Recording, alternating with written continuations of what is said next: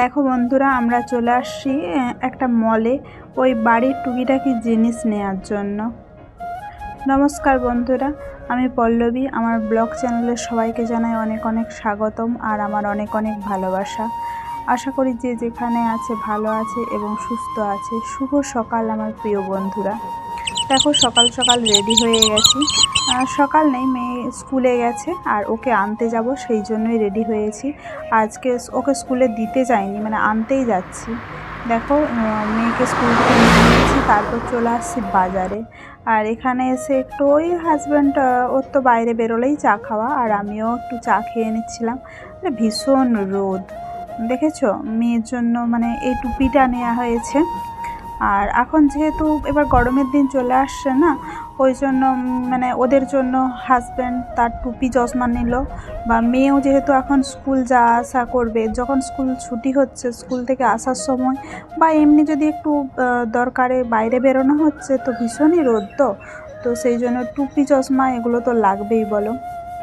তাই ওরা ওদের টুপি চশমা এগুলো নিচ্ছিল। আর আরও মানে টুকিটাকি জিনিস নেওয়া হয়েছে, নিয়ে আমরা বাড়ি চলে আসছি। আর এখানে দেখো, বাড়ি এসে এখন মানে ঠাকুর পুজোটা দিয়ে নিচ্ছি।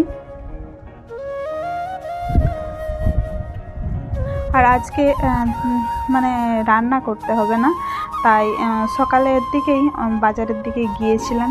আর হাজব্যান্ডের যেহেতু নাইটে ডিউটি আছে, তো ও বলল চলো, আর একটু ডিউটিরও তাড়া নেই। যদি হচ্ছে মানে দুপুরে ডিউটি থাকতো তো তাড়াতাড়ি ফিরতে হতো, এসে খাওয়া দাওয়া করে ওকে ডিউটি বেরিয়ে যেতে হতো।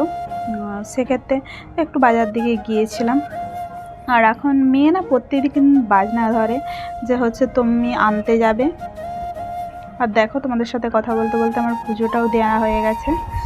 আর দেখেছো, আজকে বলছিলাম না রান্না করতে হবে না, এই মানে কালকের মাছগুলো রয়েছে ভাজা, কালকে রাতে আর খাওয়া হয়নি। আর দেখো, সকালে মানে আমাদের সকালের টিফিন খাওয়ার পরে একটা বৌদি পাশের বাড়ি, সে এই মানে প্রসাদ দিয়ে গেছে, এই খিচুড়ি প্রসাদ। আর আরও দিয়েছে তরকারি, অনেকটাই দিয়েছে। তাই ভাবলাম দুপুরে আর ভাত করব না, এই তরকারি খিচুড়ি এগুলোই খেয়ে নেব। আর এদিকে একটু সজনে ডাঁটা কেটে নিয়েছি। হাজব্যান্ড বললো ওই সজনে ডাঁটাগুলো যেহেতু এবার মানে আর খাওয়া যাবে না, বলে ওগুলো একটু মশলা দিয়ে ভাজা ভাজা করে দাও।